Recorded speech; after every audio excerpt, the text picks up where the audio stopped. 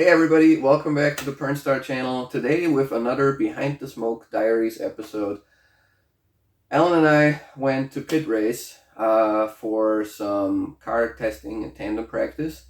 And Sabrina and I are gonna, review the footage because I figured last time I did this BTSD stuff with actual commentary, it seems like you guys genuinely liked it. So I figured we'll chat a little bit about this while the dog is licking his butt. Yeah, her butt. While the dog is cleaning her crotch.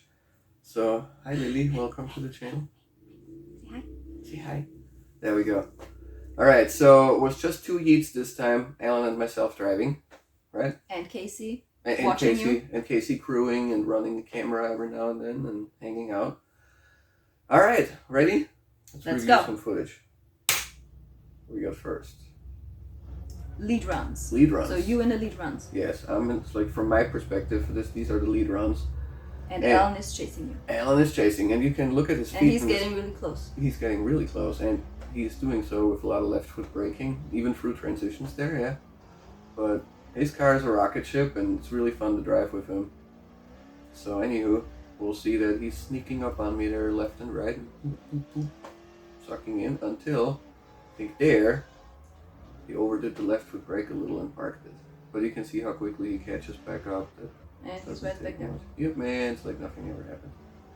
But did you even notice, like when you were driving, did you notice that he was falling behind? Did no. you like... Like, in all seriousness, it's funny you ask that because if you look at the Mustang, I actually deleted the rearview mirrors even. Mm-hmm. Like, I really don't want to know what's going on behind me. I just focus on... And you trust Alan too, right? Like yes. You don't have any reason to... Well, he smashed up my car so many times to this, it's like I'm just... Oh, you used to it. Okay, yeah, got it. So you can't... don't trust him, but you used to yes, it. Okay. I'm used to the abuse at this point. Alright, there is another... Oh. Nice. That's a nice shot. I like that shot. That's a cool camera angle. I like doing that with the selfie stick out the window when you see both cars next to each other. I think that's dope. I like to see the scared passengers. Yes. And scared the glitter. or bored. And yes. the glitter in this shot too. Yes. Like the glitter is really... It's like that the flake isn't popping, but you can see the color shift super well, exactly. right? And you can see the blue racing stripe in the middle that's faded in. Up and there's Alan again. And that's another one. So when it comes to struggles, right? So like every time we go out to the track, it's usually not to like quote unquote, oh, let's party and have fun. I mean, that's kind of like the side effect. But when we're going out, we're typically trying to improve on something. Like it's work. Yes. Like in this case, for example, it was trying to like pepper all the pedestrians with rubber as best we could. But in all seriousness, like Alan's objective was he wanted to dial the front suspension of his car better. And you can see as we progress through the event, like his driving gets better and better. And like those incidents where he parked it twice, towards the end of the day, that doesn't happen. And this is a cool shot too, because that's the one with the whoop tire. That is one where you can really... The line there, see? Yeah. So like the tire at this point is so toasted that it's on the cords and you can literally see it peeling rubber off the track and you can see a white line behind my car. So that Alan can now follow. You can judge really well where Alan is in the chase when you look at my white tire mark instead of the black tire marks because it stands out. I think in this next shot after the wall I might be able to see it again. Doesn't matter though. It's on the internet, so you can always just rewind it and watch it again. But yeah, so there's the white line, see? That's funny. So what were we talking about before the white line? The struggles. The struggles. Yes, the struggle is real. So in my case, Alan had issues with his front end, right? And he didn't like how it felt, self-steering and stuff. And my struggle with the car is mostly that it's slow. And... not slow in the sense that it makes no power, it makes plenty of power, but slow in the sense that it doesn't have any grip. And look at that green, sorry to interrupt, but that green in your car, like when the sun hits it. Yeah, it's like, I think like when you look at the timeline of the video, there's going to be more runs later in the day. Look at that, I mean, that's perfect. Yeah, and you know what I've noticed? I'm not even kidding. So the Mustang is currently chilling. Look at that! The Mustang is currently chilling in our driveway. And I have noticed a lot more of the metallic green bugs in our driveway. They attracted to the car. No, I kid you not. Like those really metallic green shimmery ones. And I've never seen a lot of those before. I'm literally thinking they're like looking at the car and they're like, oh my god, that's the biggest ass I've ever seen, basically. Our queen! Yeah, our queen! And so yeah, that's a new scenario for me, is having a car that attracts bugs. Whoever is like in the car there with Alan is having a good time. That's Casey. Like, okay, Casey. Yeah, Casey's just like in there like a little kid, like wee. Yeah, it seemed to just see the head bobble. Yeah. Yeah. And there he spun again? Or yeah, he parked. No, he didn't spin, but he stopped the car mid-drift basically to not spin. But he's right back there. Yep. Yeah, like nothing ever happened. Right, and that's the thing, is like with Alan's car, I don't know that a lot of people appreciate that haven't driven with him or ridden with him, just how insane that car is. You know, it's like, when you look at all the work that's done to that car, you know, from the motor to the trans to the diff in the back, you know, the being a quick change, that car is essentially set up like a Pro 1 car, and it makes Pro 1 car power, but he's on a 255, you know, so that car is an absolute rocket ship. And to be able for me, and we'll see this when we get to like my chase rounds on Alan, to be able to drive with him at like a reasonable pace where I'm like not getting completely gapped, you know, I that's like, to me that's a success, you know. And so like in this event, for example, I kept tweaking stuff on the rear end of the car. I played with the shocks, I played with the tire pressure, I unhooked the sway bar midway through the day, you know, just like trying to chase down more and more grip. And I could tell that I was able to maintain the gap to him better and better throughout the day. And so he's like a really good, oh, that was a nice guardrail right there. So he's like a really good yardstick for me to say like, this is the baseline, you know, this is an insanely fast car. And this is like, now I see is what I'm doing, changing the car for the better or not, you know. And he's driving a pretty consistent. Yes. He's a very good driver, and he's got, in all honesty, like I don't know anybody else with like a more insane car in our area in drifting, you know. So it's like a little frustrating, of course, to always get gapped by him, but at the same time, it's like when you do well, it's like indicative of you doing things right, you know. The green and the gold. Yes. That's one of those shots. And the smoke. Yes, not much because we're trying to keep the tires alive, but yeah, there's all the flake right there. God, that looks so good. And now Alan is gonna, I remember that run, yeah, now he's gonna come to a side by side. And then Casey in the passenger seat is having a ball with my selfie stick. He's trying to poke the Mustang. That was a good time. Such a good time. Alright, I think that's the last of the, yep. We're on to chase runs. So now you'll see me getting gapped by Alan. There's Casey. And there's Casey holding on for dear life, wondering where I'm at. But I'm back there somewhere. It's all good. Sneaking up on him a little bit. Sneaking up a little. Yeah, and I feel like, I'm pretty sure the clips are in chronological order for the day. So I feel like we'll see that some of the runs are, I mean, that's not that bad, honestly. You know, that's like, it's when you, in drifting, when you look at the gap between the two cars, like people say you're a car back, and it's like, what do you mean a car? Do you mean like a car lengthwise between the two cars, or you're talking like in width, you know? So it's like, to me, anytime I'm like within 2 car widths of like the lead car, I feel like that's decent, you know? And I wouldn't call that getting doors or anything, but when you're transitioning still at the same time, and it's not like the lead car transitions and then you transition 5 seconds after, you know, to me that's decent, you know? Yeah.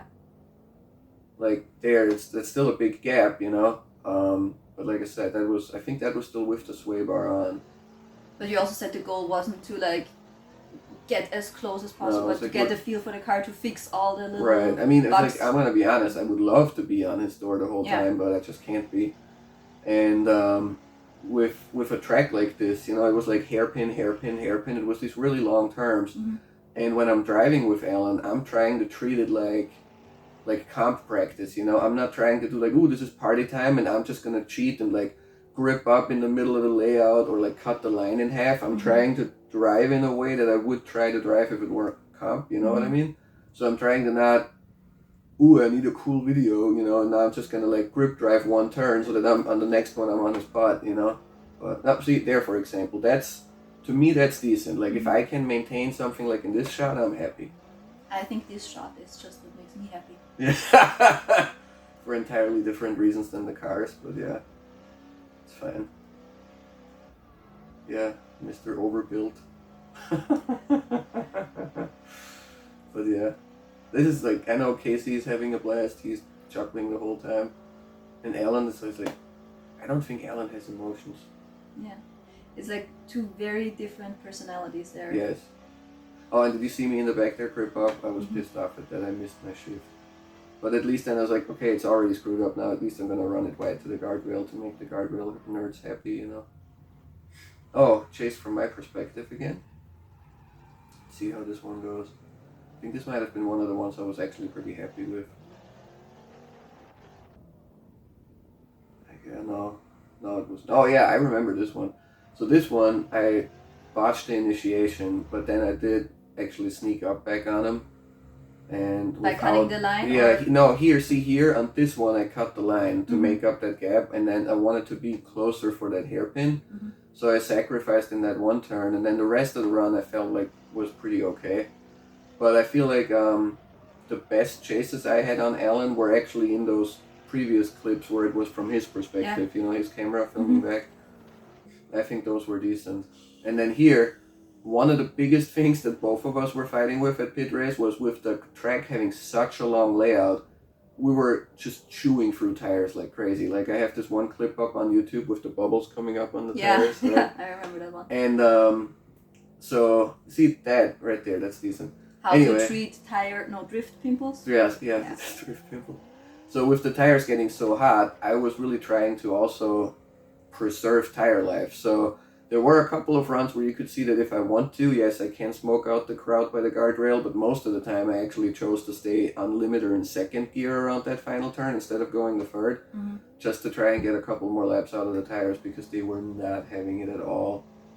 It's really insane what kind of a difference it makes whether you have a 30-second layout or a 50-second layout. Like the tire temp, like those 20 seconds doesn't sound like much, like the guardrail, right? But it's night and day difference for the tire surface temperature, and you're just boiling them off at that point. Next chapter. Party runs. Party runs. There you can see me oversaucing it on the initiation and going to lock. And I forgot the guy's name again. Team Vacation. Yes. Team Vacation Bimmer guy, which doesn't narrow it down. I think half of them have bimmers, but one of them, Arazari. Look it up. Azari. I don't think that's right, but something with a Z in it, I think. So he's chasing us, and you can see he wanted to close the gap, but he ran it too wide of a line, so it had the opposite effect. And that was earlier in the day when I decided to make some smoke, and didn't have. This was with the sway bar on, but then he actually has a run here where he's in the lead, and Alan is having a field day with that, as you can see. It was good times. Was it the first time you drove with him, or?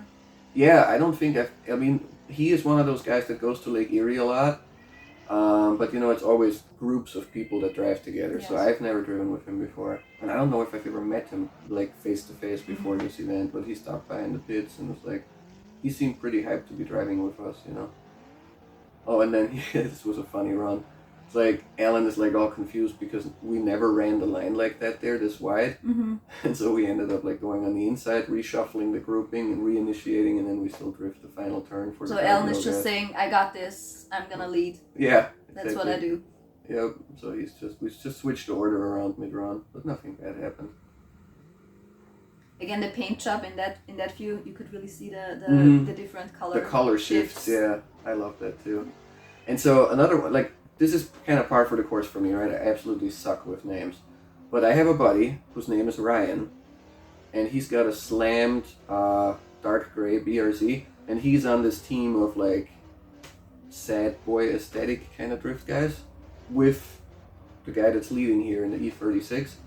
And again, no idea what their names are, but that was the first time ever driving with them. And I think the guy in the red car, which I think is a G37, like he's the dad of the guy in the E36. And so this was like the first time driving with those guys. And that's just like a little bit of a visual to show like how different Alan's car is set up to like other cars out there, you know, because especially when you listen, I mean, you can tell it just looking at my speedo, but also when you listen to the throttle commitment on those runs, you'll notice that it's just a completely different ball game, you know. So like a lot of the less crazy cars, they don't seem like they would be outrunning the Mustang, you know. So as a reference for Alan's monster car. Oh, and that girl that went for the one ride along, she actually ended up going for a ride along not because she wanted to, but because her mom loved the paint job on the Mustang, and she made her go for a ride along, I think.